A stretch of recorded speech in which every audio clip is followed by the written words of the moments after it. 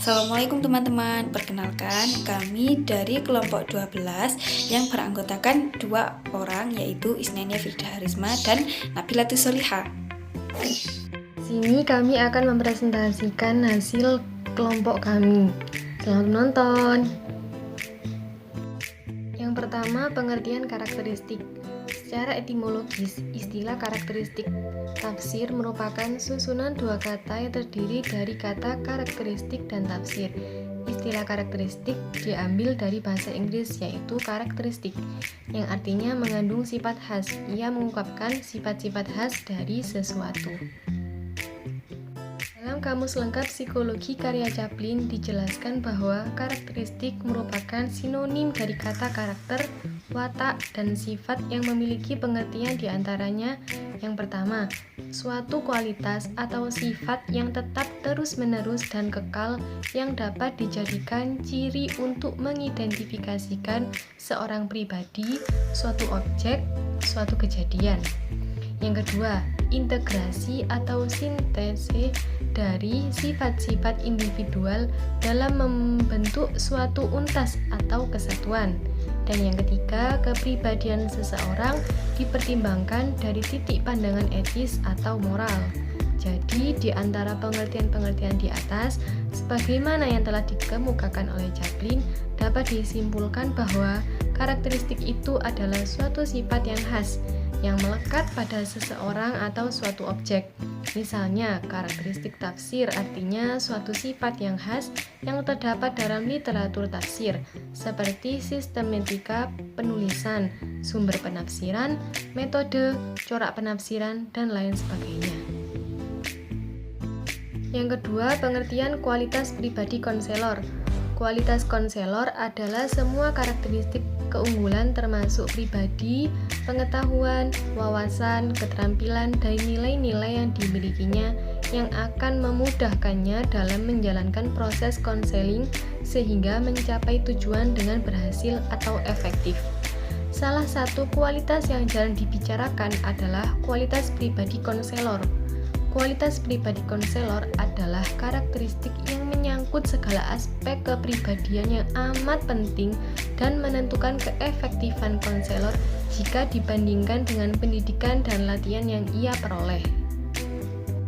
Selanjutnya, bagian ketiga, kualitas pribadi konselor menurut para ahli. Dari yang pertama, Virginia Satir tahun 1967 menemukan beberapa karakteristik konselor sehubungan dengan pribadinya yang memuat konseling berjalan efektif.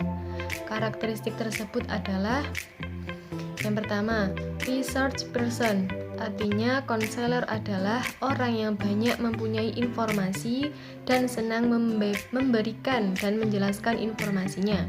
Konselor bukanlah pribadi yang maha kuasa yang tidak mau berbagi dengan orang lain. Yang kedua, model of communication, yaitu baik dalam berkomunikasi maupun menjadi pendengar yang baik dan berkomunikator yang terampil. Dia bukan orang yang sok pintar atau mengejar rumor diri sendiri. Dia mampu menghargai orang lain dan dapat bertindak sesuai dengan realitas yang ada, baik pada diri maupun lingkungan.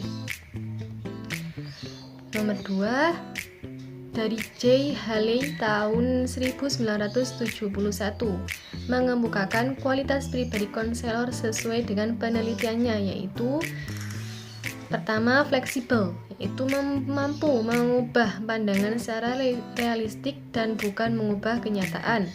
Yang kedua, tidak memaksakan pendapat, mau mendengarkan dengan terhadap orang lain. Ketiga, dari Munson tahun 1960 dan Mills CS tahun 1960 mengemukakan dua karakteristik penting yang menentukan kualitas pribadi konselor. Yang pertama, konselor adalah orang yang memiliki kebutuhan untuk menjadi pemelihara, to be nurturan. Yang kedua, konselor harus memiliki intuisi dan penetrasi psikologis yang baik, intuitive and psychological penetrating.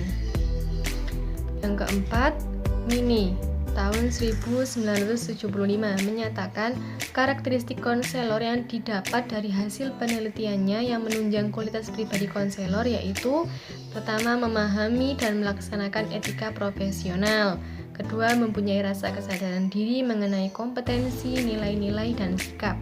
Ketiga, memiliki karakteristik diri, yakni respek terhadap orang lain, kematangan pribadi, memiliki kemampuan intuitif, fleksibel dalam pandangan, dan emosional stabil. Dan yang keempat, kemampuan dan kesabaran untuk mendengarkan orang lain dan kemampuan berkomunikasi. Yang selanjutnya adalah karakteristik konselor yang efektif. Karakteristik merupakan salah satu hal yang harus dimiliki oleh setiap pribadi konselor, sehingga dasar yang sangat perlu diaplikasikan pada kualitas pribadi konselor. Tuntutan terhadap peningkatan kualitas dan karakter pribadi konselor menjadikan pemahaman yang sangat penting dalam menumbuhkan karakter pribadi konselor yang efektif. Kualitas pribadi konselor akan menunjang keberhasilan dalam proses pelayanan konseling. Kualitas kepribadian konselor yang efektif adalah semua kriteria keunggulan termasuk pribadi, pengetahuan, wawasan, keterampilan, dan nilai-nilai yang dimiliki semuanya akan memudahkan dalam menjalankan proses konseling sehingga mencapai tujuan yang berhasil atau efektif.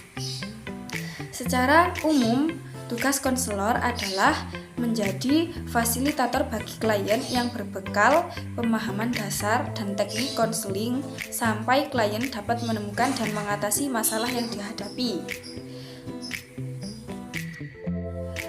Charles Rogers, pelopor konseling humanistik, memaparkan 3 karakteristik yang perlu dimiliki oleh seorang konselor, yaitu congruence, unconditional positive recharge, dan empati.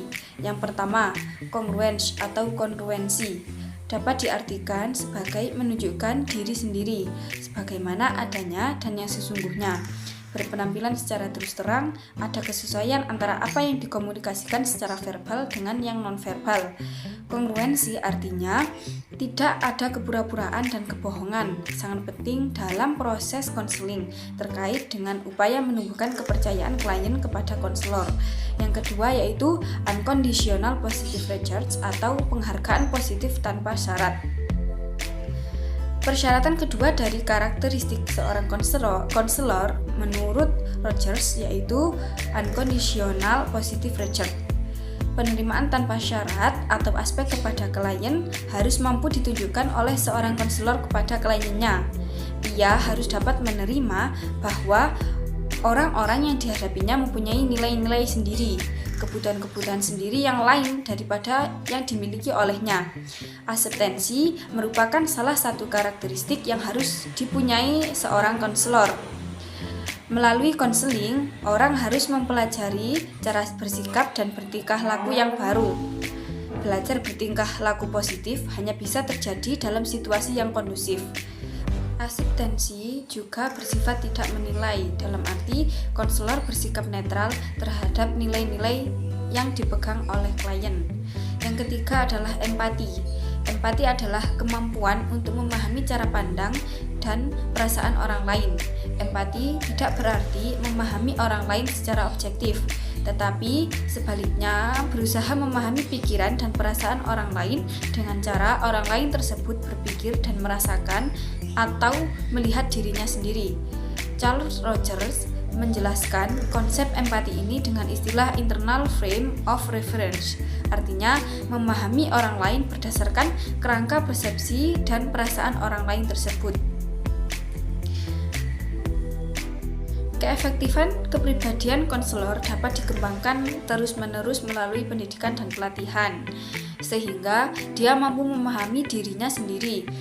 Nah, untuk mencapai kualitas kepribadian, ada beberapa faktor lain yang dapat membantu meningkatkan kualitas kepribadian konselor, yaitu antara lain yang pertama, pengetahuan mengenai diri sendiri atau self-knowledge.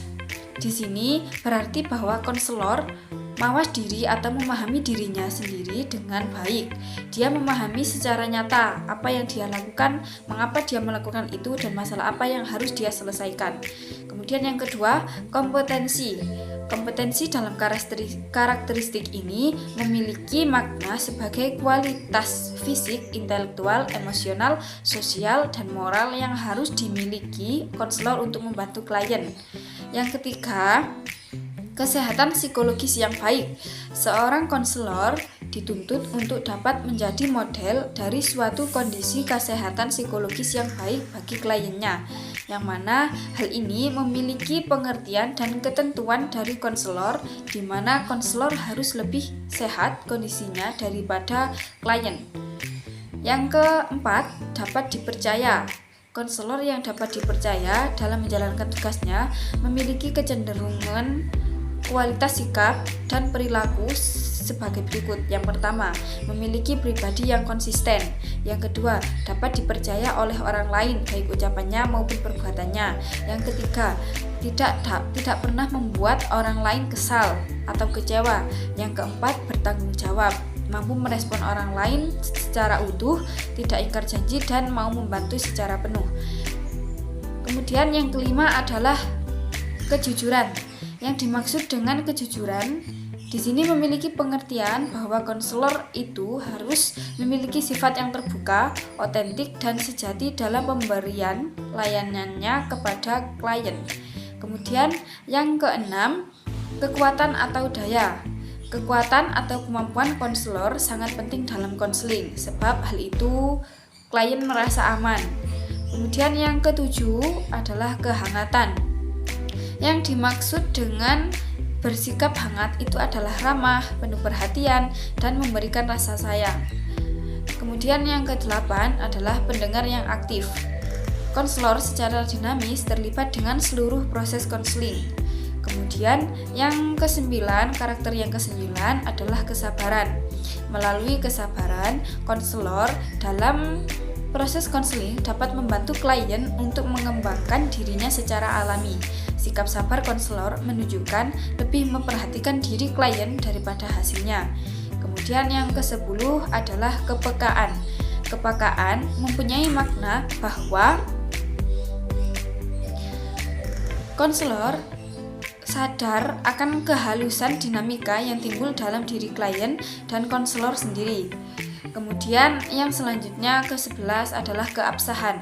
Keabsahan atau kebebasan konselor dalam konseling maksudnya adalah agar konseli merasa lebih dekat dengan konselor sehingga dia dapat menerima apa yang dia alaminya dan mampu memilih pikiran yang diinginkan. Kemudian yang ke-12 adalah kesadaran holistik. Pendekatan holistik dalam bidang konseling berarti bahwa konselor memahami secara utuh dan tidak mendekatinya secara sepihan. Bahwa konselor itu perlu memahami adanya berbagai dimensi yang menimbulkan masalah klien dan memahami bagaimana dimensi yang satu itu memberi pengaruh terhadap dimensi yang lainnya. Dimensi-dimensi itu meliputi aspek fisik, intelektual, emosi, sosial, seksual, dan moral spiritual. Menurut Sutoyo, konselor itu adalah penolong. Oleh karena itu, seorang penolong perlu memiliki beberapa karakteristik. Di antaranya yang pertama, memiliki pengetahuan, yaitu memahami individu yang ditolong dan memahami hal-hal yang segera perlu ditolong atau kesulitan. Yang kedua, penyayang, yaitu rela berkorban atau pikiran, tenaga, materi, senang melihat orang senang dan susah melihat orang yang susah.